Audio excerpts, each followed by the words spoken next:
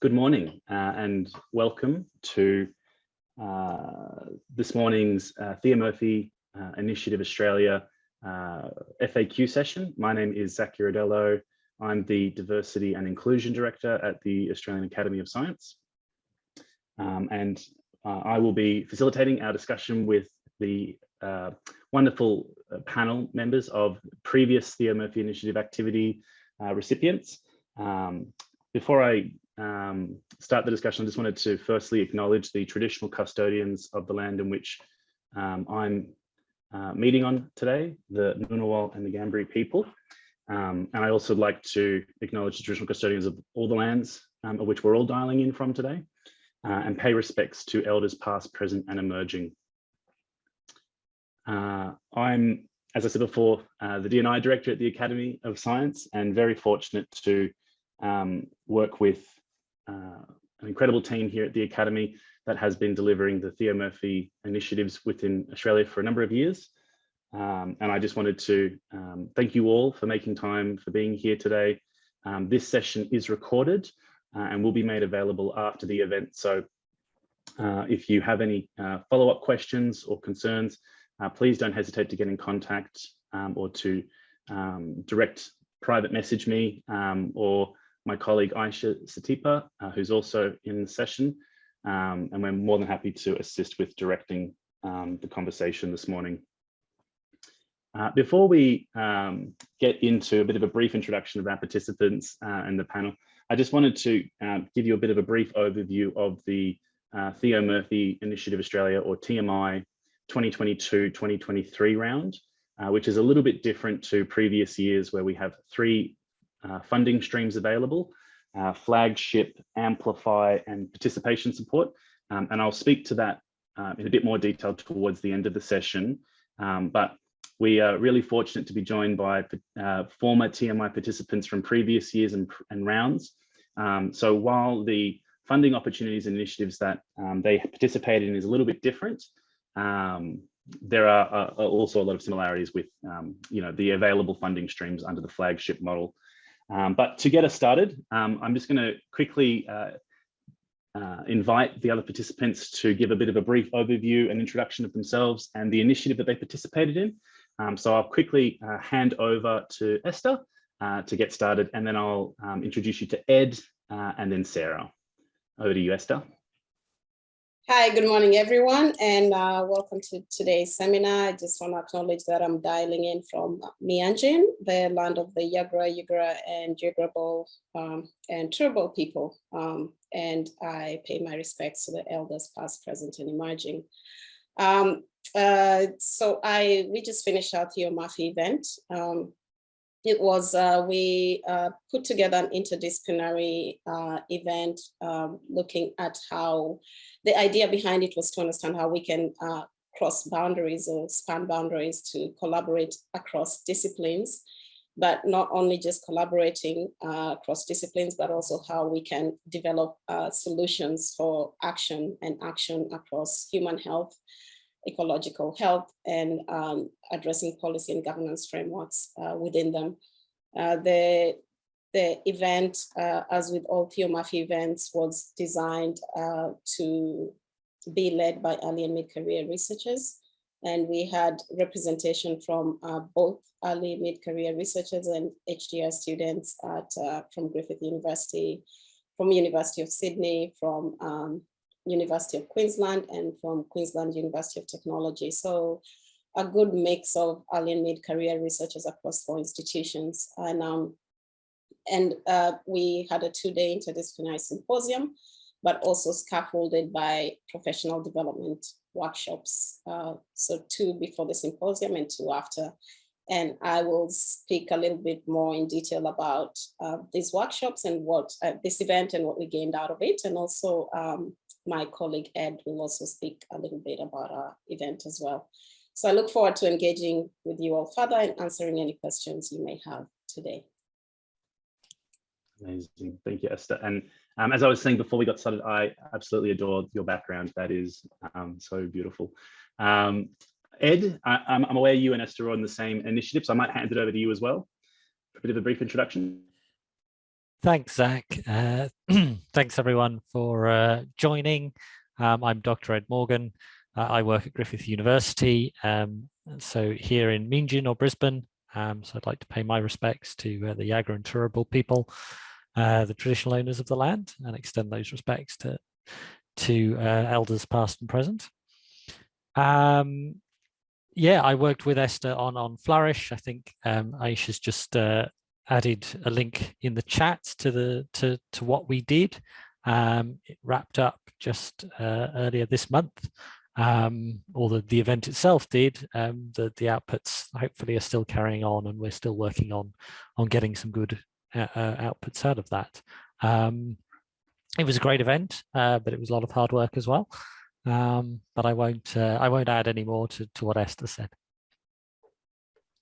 Amazing, thanks, Ed. And I suspect we will try to unpack a little bit the hard work component, just so other future applicants can get a bit of a better understanding of some of the common challenges that recipients of the Theo Murphy Initiative funding have. But I'll hand over now to Sarah for a quick introduction as well. Thanks, Sarah. Hi, everyone. My name is Dr. Sarah Stevenson. I'm a neurogenetics researcher at the Murdoch Children's Research Institute in Melbourne. So our initiative was to create an LGBTQIA+ STEM network across Australia. It came out of a movement that started in Melbourne to bring together support for LGBTIQ+ people in STEM, because there's similar issues faced by individuals who identify as queer as there is to women, in terms that we have a leaky pipeline occurring both at the university level and also at the employer level. And this is largely associated with stigma that's attached to queer identities and not being out in the workplace. So we really wanted to keep LGBT people flourishing within the STEM field. So what we did was create a network across Australia, creating hubs or chapters in each state, to create community and to advocate for better support for the queer community in Australian STEM. And I can talk more about the actual activities that we did at a later stage. Amazing. Thanks, Sarah. And thank you for your incredible work advocating for the community more broadly. And I have a number of really, I suppose, detailed questions to unpack with, not just the initial launch, but how the work's progressing and where that's at, and potentially, applying for future TMI funding as well. But before I go any further, I just wanted to thank everybody for your brief introductions. Aisha has, in the chat function, popped in the different TMI initiatives and a bit of an overview. So feel free to open up those links. We will make those resources available, a part of this recording at the end for those who can't join us. But what I'd like to now do is just go through a series of questions that we have prepared, part of the group discussion, before we open up the Q&A from the audience. And then, as I said before, I may at the end have a bit of time to talk a bit more about some of the administrative components of this 2022-2023 round. But to get us started, I'm going to jump straight back to Esther and Ed and just ask you both, or Esther, I'll start with you. How many people participated in the event? And maybe, Ed, you could speak to the virtual participants as well as the in-person. But Esther, over to you. All right, so we did a stage process where we asked for expressions of interests. So we wanted to understand first people's interest in interdisciplinarity and how they conceptualize this. And we had a good response. We had over 80 people who responded to our EOIs. And then we had the 3 workshops and the event itself. So with the workshops, we had anywhere from 25 to 30 participants that came along. Some were since there were 3 workshops, sometimes it was the same people, and sometimes those different people came to different workshops, and not the same workshop each time. And in the symposium, the 2-day symposium, we had both a virtual and an in-person component, which was in Brisbane in person. And for that, we had about 30, maybe 45 people who came in. And yes, I'll hand over to Ed to also speak to the virtual participants. Thanks, Esther. Yeah, so as Esther pointed out, the workshops were designed to be online because obviously, it's supposed to be national and we, can't drag people across the country 3 times or 4 times, only once. But we did want an in-person, sort of main event because we felt that we probably all needed one after 2 years of a pandemic and being forced to be on Zoom the whole time.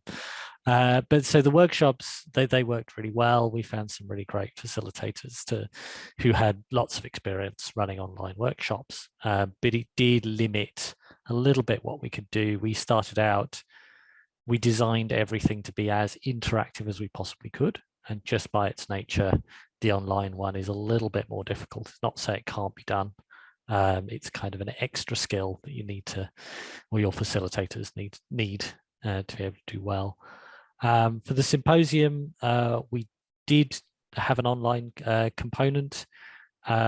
We had lots of breakout rooms. We made our participants work very hard by sending them to rooms to discuss the issues that we wanted them to get at. And the setup was such that we couldn't live stream those. So it was only the main plenary sessions that we could live stream, which was not ideal and a little bit of a limitation of what we did. And I think one of the lessons we certainly learned was that hybrid really needs quite a lot of sort of thought about how well you can, to do it well, to do it simply is not impossible, but to do it really well is an extra step, an extra challenge. Amazing. Thank you, Ed and Esther. And I feel like we've all had to, in the recent years, adapt and pivot to hybrid events, and it's really valuable that you've shared that insight and that experience around some of the challenges you had with the hybrid sessions when you had breakout rooms and maybe losing a bit of the accessibility and inclusion. So I would, really emphasize that that's a really great takeaway for anyone planning an initiative for the upcoming round to, consider how can we make the physical activity a national activity for a large audience, for a large participation group, and, incorporating some of those hybrid accessibility requirements would be really valuable. Sarah, if I can come to you now, just about the people who participated, numbers and things like that. If you could share your experience, that'd be great. Yeah, certainly.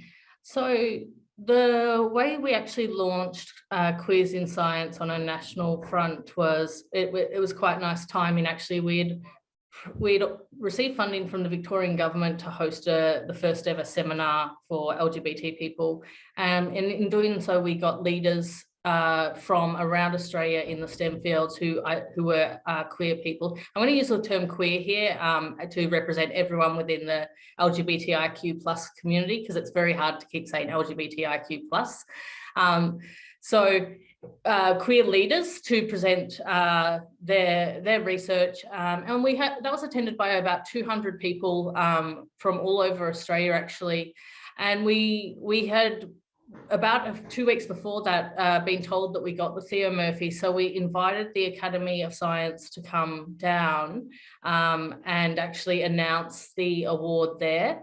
So that's when we went live, and we did a call out for representatives from each state to come to a meeting in Melbourne, a 2-day workshop that was facilitated by Deloitte to really plan out what was needed, because obviously we were very aware Victoria is a different environment, both in the STEM environment, but also in the queer environment compared to somewhere like rural Queensland or Western Australia. And so we really needed to hear the voice of individuals from those states. So we came together and did that. And then about a month after that, COVID came and pretty much threw all of our plans off. So our remit after that was to to start the chapters, and we did that. So we currently have about 60 people who are running Queers in Science across Australia, and we have representatives or chapters in every state. And we communicate with a Slack group so that everyone can communicate. I have to say, one of the things that was quite, I think, unique about the Theo Murphy, and that was an enormous benefit for us, was the project management assistance that it came with it, and having that know-how of someone in a national organisation who has worked in these areas before, who could guide us and help us and facilitate contacts within different organisations, was just absolutely key to the success that we had. So leveraging what the Academy has was enormous thing, and certainly in terms of building the infrastructure and the community that we needed to, it couldn't have been done without the assistance from that funding.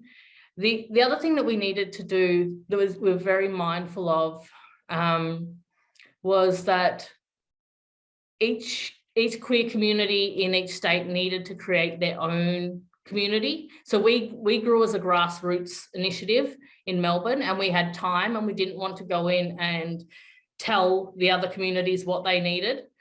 So what we did was, a part of the funding application was to provide resources and funds to set those up. So we basically said, here's some money, here's what we've done in Melbourne, this is what worked for us.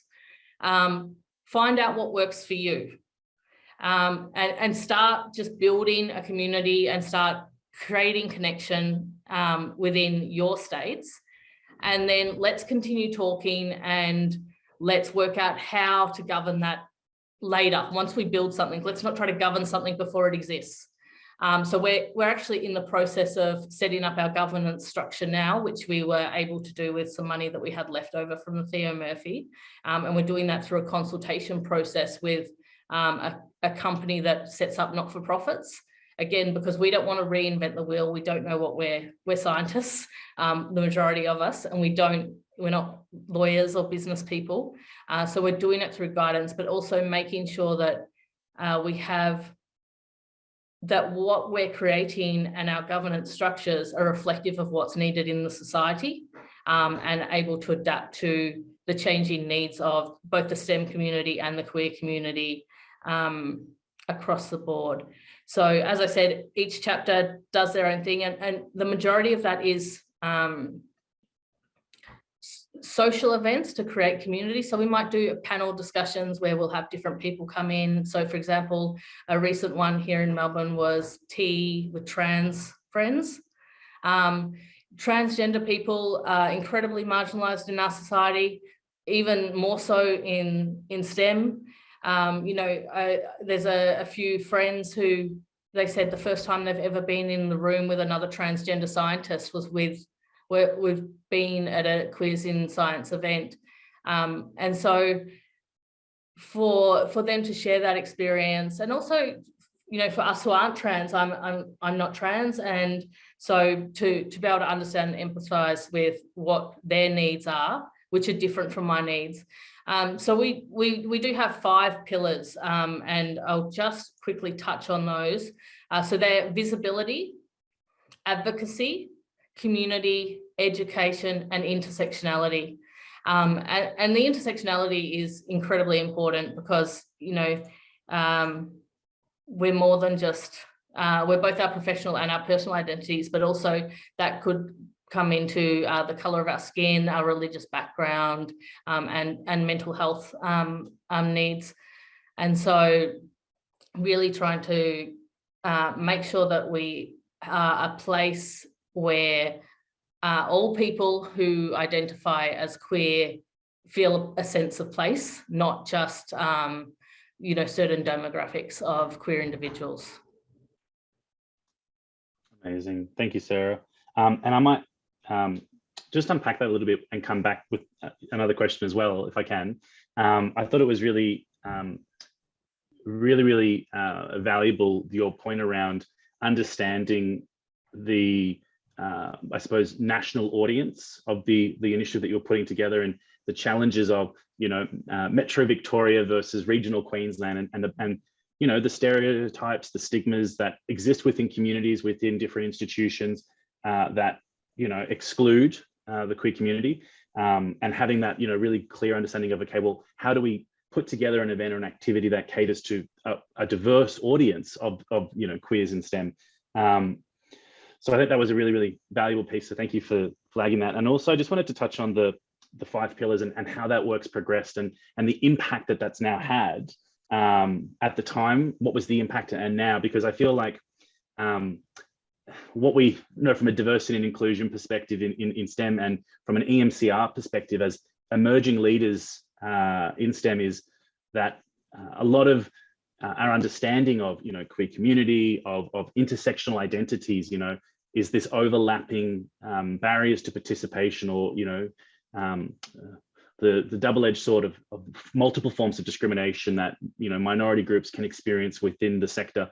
And if you're an emerging scientist or STEM leader and you're pushing at the door, and we don't have in place appropriate structures to collect data, to understand the workforce, to understand the needs of that workforce, and to take a collaborative approach going forward to make sure that we have inclusive workplaces, or that we have an inclusive sector, that it's these types of initiatives, these frontier, seminal pieces of work that organizations like Queers in STEM are doing, that are coordinating and driving these discussions. So on the pillars and more, I suppose, importantly, the focus from an intersectionality perspective, what have been, from your perspective, the impact that the event had at the time, or the initiative had at the time, and where it is now as, yeah, sorry. Absolutely. Look, I have to say, one of the things that was most striking to me when we had that initial event was the number of people who weren't out in their workplaces. But more than that, what struck me as really, I don't want to say concerning, but eye-opening, was the number of international students and students of colour in particular who weren't comfortable being out at their workplaces or with their families. And so the added level of stigma, perhaps in their home communities, that then transpires into their workplace as well. And we have to be careful at all of our events that we ask if we can photograph people. And we never put a photo of anyone in any of our events, or name anyone in any of our events, unless they tell us that they can. And that's, it's our living reality. It's sad, but it's our living reality. And I think that as the way in which we can change some of this, and it's going to take time because these are endemic social issues, is for us who can stand up and us who can be visible, to be visible. And I have wonderful colleagues and friends who are representing different intersectionalities of either religious identities or colours, or different backgrounds.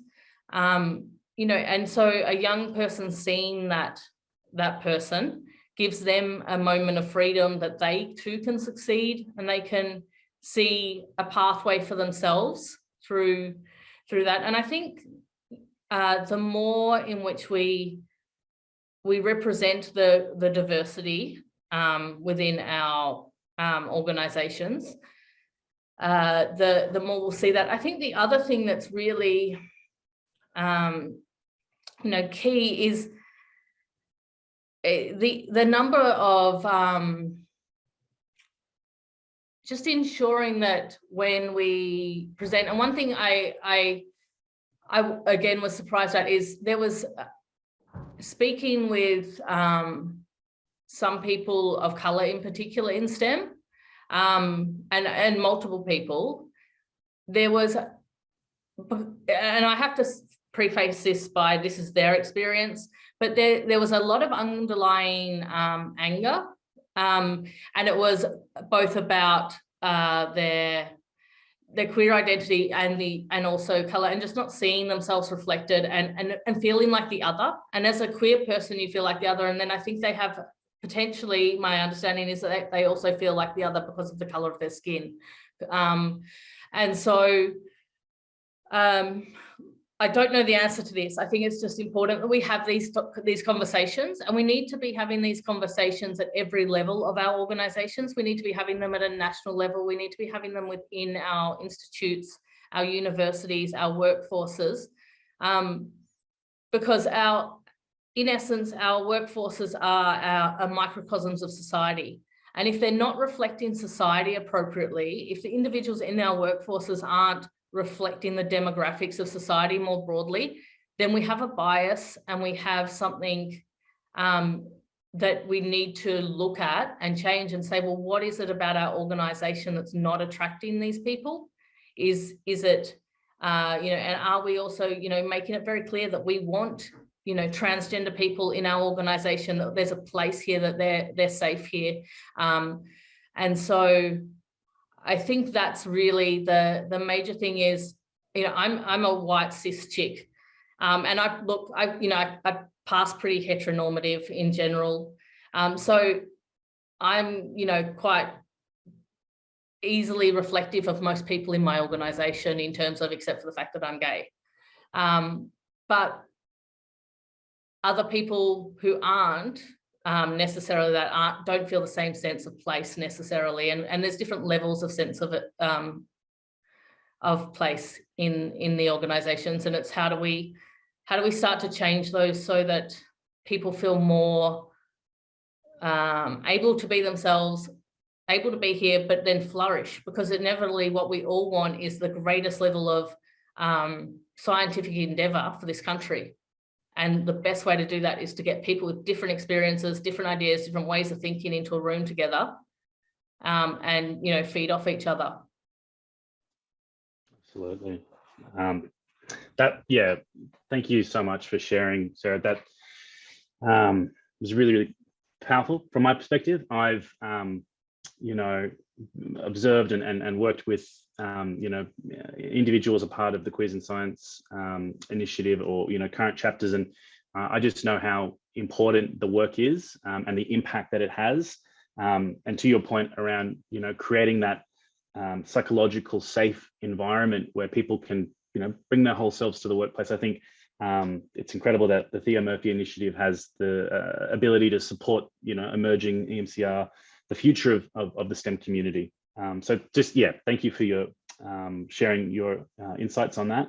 And I think it also just goes to demonstrate that there's a range of different types of initiatives that organizations can seek funding for. So whether it's championing for an underrepresented discipline or cross-discipline approach, or the workforce participation of marginalized groups, there's tremendous value from having these conversations and sharing these insights that can come. So yes, I'm very pleased that the fund is having a positive impact. Esther and Ed, I might jump back over to you now, just in terms of, as your events recently concluded, Esther, what was the impact at the time from your perspective, bringing together those different audiences, and how has that now shaped in terms of where we are now in terms of ongoing work in progress? And I think one of the really key things that we saw from my event and heard from participants and felt from participants is the fact that they found a tribe, so a collective where everybody thought like them. I mean, if you're in academia, there's been a whole lot of focus on single discipline focus and being an expert in your fields. And at the same time, there's a lot of championing of interdisciplinary research, but getting people who actually do that or think about how to do that, that's another smaller minority. So it's, I was just listening to you speak, Sarah, and I was thinking, it's a minority in another different way. But it's still a group of people who then came together and it's like, okay, we're all speaking the same language. We're all thinking about the same concepts. we're all navigating the same challenges whether it's, in academia. We had a few industry people, but also a big part of it was we've all been looking for who we can collaborate with in this space. So here's a group, here's a collective that thinks in a similar way and that we can work with. So a really key impactful thing that came about was having that network created, and the need and the focus and the really desire from a lot of people to continue that network. So part of what the ongoing activities is developing that into something that actually potentially shapes interdisciplinary research in Australia, or how that is conducted. And I'll leave Ed to speak more in depth about some of those outputs. But having a platform also where, you can see interdisciplinarity in action, whether it's through engagement, whether it's through publications that we do, or whether it's through collaborative grants that we put together.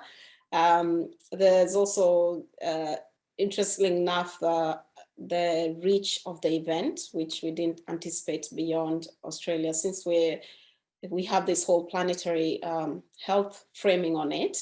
So I've had feedback from the Planetary Health Alliance and someone else leading a planetary health network at Harvard, and just wanting to understand how they could connect more in this space. So there's definitely a need that the event fulfilled.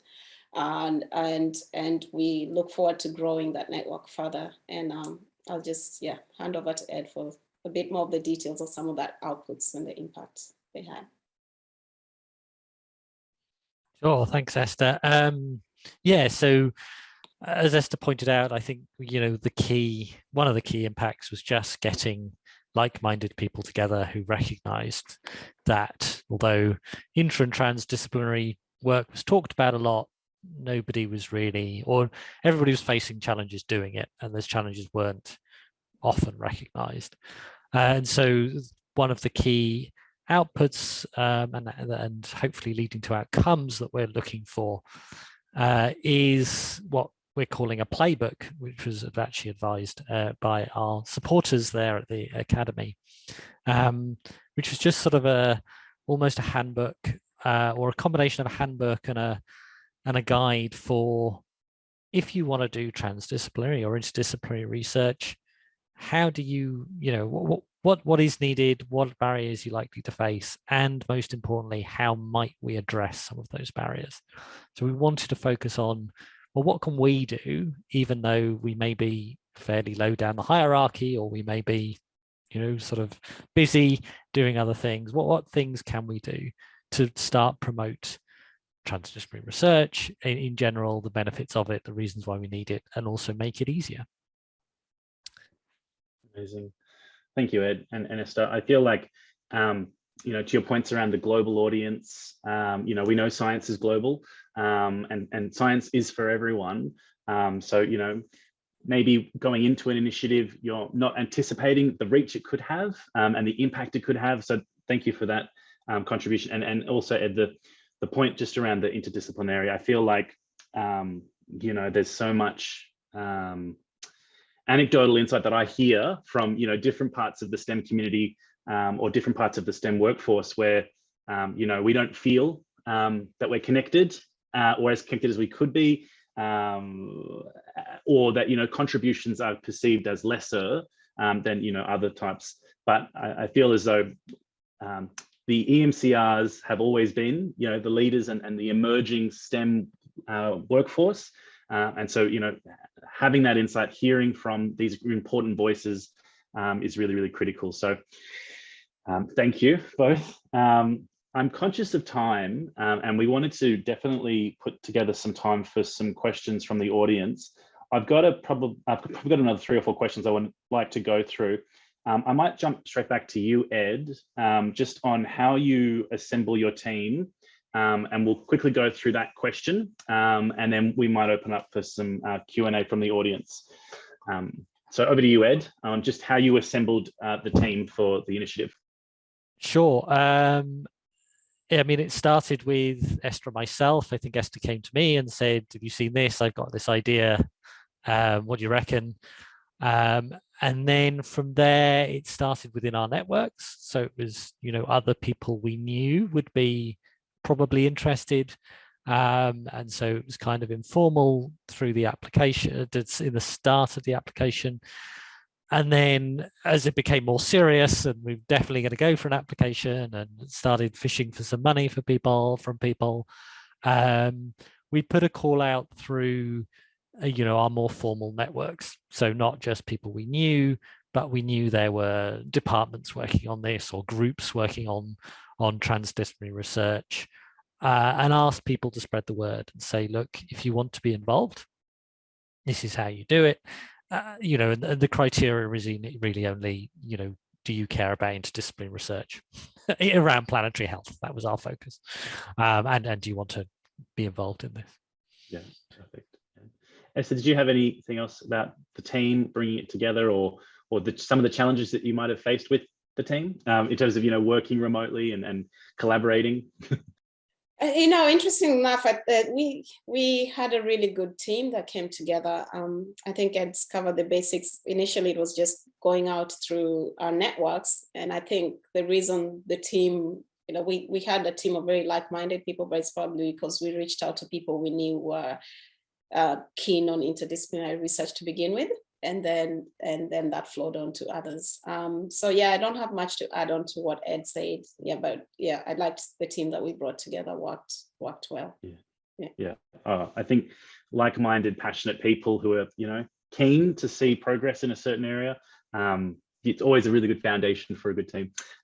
Sarah, if you wanted to just share about how the Queers in Science team came together, or the initial and where you're now. Yeah, so the way in which we are at the moment is we have hubs in each state, and they have their own, terms of reference for the way in which they work together. And then we have a national meeting where we ask that each state sends a representative to that, and it's really to discuss about moving forward the governance of the organisation. And any national events. So for example, every year there's actually an LGBT STEM Day, which is a national event, and we're connected to, it's a national event in Australia, but it's actually an international day. And we're connected to groups, queer STEM groups in Europe and in the US, and we co-organise that with them. And so we come together to plan what that looks like. Obviously, with COVID, our last one was online, but really that's an opportunity for us to bring all the community together and also have our AGM. So we'll hopefully be doing that at the end of this year or early next year. So the way in which we work is each one is running themselves, and then we keep in contact. We use the Slack forum in order to really, that's how we have our day-to-day conversations, so that everyone can see what's going on across all the states and get ideas from things. We have a Google Drive where we have all of our files saved up that anyone who's in a committee can access any of the information in there. So we have grants that we've written, we've got advertising material. We have a really exceptional communications team who are very active on Twitter and advertising. We have some network email contacts that we contact through and advertise through as well. And we actually are getting a lot of contact through our website of people wanting people to come and talk at universities or at institutes. At the moment, we have secured a small amount of funds that we're going to employ someone to start running the organisation. And that's going to be, I guess, a big game changer for us in terms of our capabilities, because all of us work full time and do this on top of our workloads. And I just actually want to say, in terms of the interdisciplinary, it's, I sit in a room with astrophysicists and engineers, geneticists, neuroscientists, because we come together with our queer identity. but then we all talk, and it's quite amazing because I talked to the astronomer and realize that some of the techniques that she's got that are really easy for looking at constellations can be applied to our neuronal branching and synapsing in our data sets. And so, there's just an amazing ability by, I guess, hijacking different people's collective identities. So that's where we're at. We're pushing through. It's hard work. I have to say, it's a lot of hard work, and it's on top of COVID, on top of the normal day-to-day life that everyone has. People are quite exhausted just generally at the moment. So very mindful about protecting each other and creating space to relax. But yeah, we're trying to move things forward so that we create a sustainable organisation that's going to be here to represent the community, in the future. We want the queer people to have a seat at the table in discussions. We also want, Indigenous and First Nations people have a seat at the table. I think I saw some evidence somewhere that said in a boardroom, you need just 30% of people to identify as a part of a minority. They don't need to be a particular minority, but being a part of a minority will help you to empathize with other minorities and to create change. We want to see that change at a national level and at a high organizational level. We want to see our boards reflecting our societies, and we want to be a part of that voice that keeps that conversation going and pushing. So that's what we're really doing at the moment. And the best way we can do that is to make sure that these queer people stay in STEM, that they feel supported so that they stay, so they can change the future. Absolutely.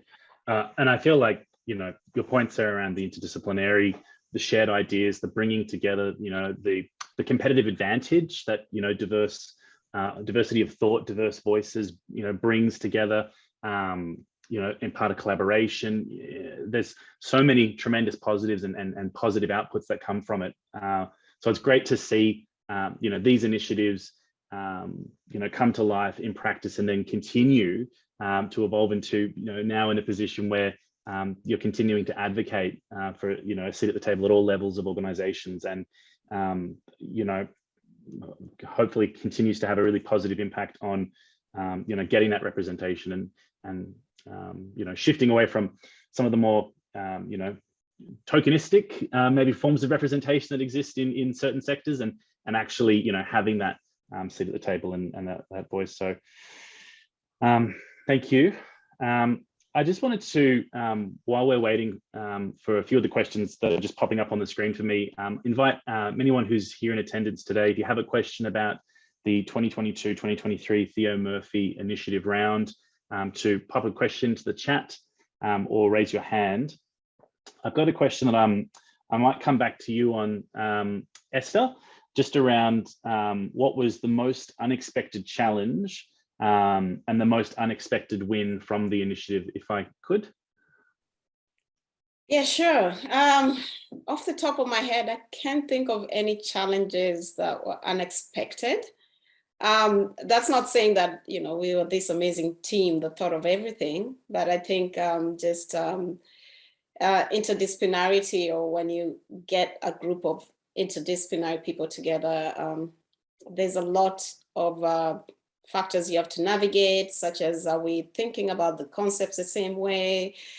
Are we talking the same language? Do we have the same priorities? We're trying to bridge animal health, human health, policy and governance. What are the frameworks? So a lot of that I went into with an open mind, and I'd like to say most of the team as well. And we just let it organically come out with what we wanted to do through our discussions. So that came out of that. Unexpected wins, I have to say I was really blown away by the level of engagement that we had. I was afraid that it's one of those things where either it's really good or it just falls flat, because you're pushing boundaries and you're trying to cross and weave together different groups. So either people don't understand each other, or people get to, understand and talk, engage. It was extremely engaging. The workshops, which were 6 hours online as well, the time went by so fast.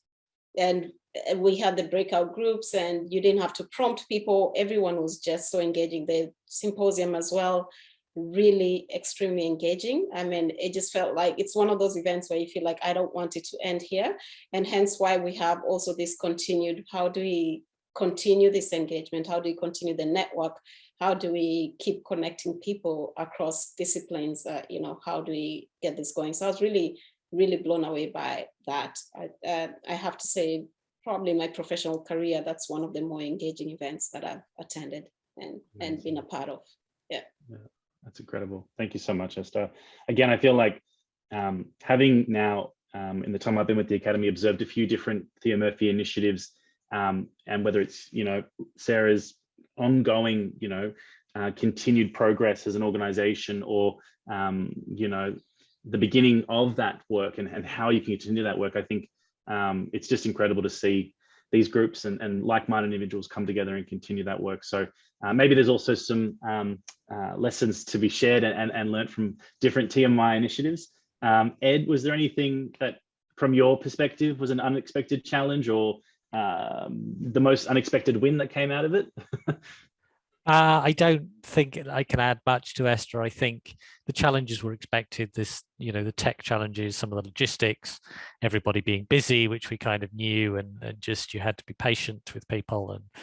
And I think possibly one unexpected challenge was we really wanted to drive something a little bit non-traditional in terms of the symposium format. We wanted people to talk. That took a little bit of persuading for some people, I think. But when we got everyone on board, it worked really well. And yeah, unexpected outcome or the success was just, I think partly maybe it was post-pandemic, people were desperate to talk to other people, and really engage with each other, and I think it's a reflection of our jobs at the moment, and perhaps the way things are going is we don't get to do it as much as we should and could. So just the fact that we made the effort to bring people together in a room and give them a safe space to be who they were and comfortable, and I think was just, I was blown away as well. Yeah, and I feel as though and you three would know much more intimately than I would, that the sector from a research perspective, is in a bit of a publish or perish environment. There's a lot of competitive funding challenges, let alone working remotely from home, collaborating, not being able to get into labs or workspaces. So maybe just on some of the ways that you addressed those challenges, how did you go about creating an activity or an event where people did feel, okay, I'm coming out of a year and a half for some of isolation to maybe a shorter period, but in terms of accessibility, in terms of did you offer grants to provide caring leave for those with caring requirements? Did you implement or adopt any kind of other forms of mechanisms, a part of your initiative to really, I suppose, help the audience or the participants to come along? And I'm happy for anybody who maybe wants to jump in on that one, because I know that these initiatives are quite unique. Did anyone have any thoughts on that one? Maybe Esther? Sarah? Okay, Sarah. I just want to say, I think in some ways the lockdown maybe allowed us to access people who we wouldn't have otherwise accessed, because we were doing predominantly in-person meetings and they tended to be around CBD hubs. So our catch-ups would be, quite central. And so what happened when COVID came, we actually had a monthly event. And, you know, one of those was a queer film festival where we showed a number of queer films and then had discussions after in little team breakout groups. We had trivia nights. We had, you know, what I wish I had known when I was a student, panel sessions. We had lots of different things like that. And for some people, that was, you know, the only connection they had to STEM and queer community during that time. So it gave them a sense of connection still. And they were really, really well attended. You know, sometimes we would have 80 people coming into those. And that luckily because we had a number of people across all the states, we could share the load a bit for making those. So I think in a lot of you know, we talk about how COVID has obviously changed things, and it has, but there's a lot of benefits for people who might otherwise be isolated in rural areas, or also just not feel comfortable going. Some people have social anxiety, and you know, or they might have a child at home, and so going to a physical event isn't something they can do, but they can check out for an hour and zoom into something to connect with people. So I guess moving forward, it's about how we continue to do things that can capture and create opportunity for, you know, for most people, not just the people in the cities. Yeah, oh, absolutely. And I feel as though, again, when we were talking earlier about the different audiences and you know, Esther's point about that global audience, I'm sure from an international perspective, there are, you know, individuals within queer communities in different jurisdictions that feel even more isolated than within Australia. So, you know, these initiatives have a great scope to have a larger audience than maybe initially anticipated or planned. A bit of a segue on the point that you raised, Sarah, about what you wish you had known before you made the application for TMI, or more generally the submission. Is there anything that you had that you wish you had known or would recommend to future applicants that are you know, watching or reading the transcript of today's event? Things progress very quickly once you get the award. And so we didn't necessarily have because of the short time frame of the award, it is a year. Ours actually got extended to 2 years due to COVID, and that was amazing for us. But because they moved so quickly, it's really, I think, important to have a good idea of what you want to do in those first few months and have it ready. I think we would have done a few things slightly differently in the way in which we advertised for expressions of interest, and we probably would have done a few things differently in those first few months had we had, you know, a bit more thought into it. But look, you know, with all these things that you put in an application, and there's a level of ability you have to put in that application, and limits of how much you can think about it. So yeah, the other thing I'd say, it's hard. I really encourage people to do it, because even though it's you know, a lot of work, I've met some of my best friends through this organization, and it's really changed both who I am as a person and as a scientist, and it's made me a better scientist. It's made me more comfortable with who I am, and also just liaising with people, you know, in power, and feeling comfortable doing that. And I think Esther's touched on, you know, one of the best events that she'd been to, that she did. And I really, you know, if you're thinking about doing it, but you're like, oh, it's a bit too much hard work, I really want to encourage you to do it, because it will transform how you you know, work and see yourself. So really encourage you to put in the hard yards and go for it. Amazing. Thank you, Sarah. And I feel like from the Academy side, in the Secretariat support that we provide to support organisations in the flagship funding stream, you know, there is a lot of planning before implementation. But I might come over to Ed, because I noticed you had your hand up before. Did you have any thoughts on what you wish you had known beforehand, or maybe just going backwards a little bit, in terms of what your experience was once you received funding to, implementation. Was it also very fast, or how was your experience? It certainly was very fast. Time just goes way quicker, and there's always more things than you think. But I have to say, the Academy team were great, and I probably, would have been keener to apply if I'd known and fully understood how much support there was there. Because a lot of the logistics things, they were just able to say, oh yeah, we can sort that out. And I'd done small events in the past, and those are the things, the nightmare scenarios of, oh, we can't do this, or oh, how do we do that?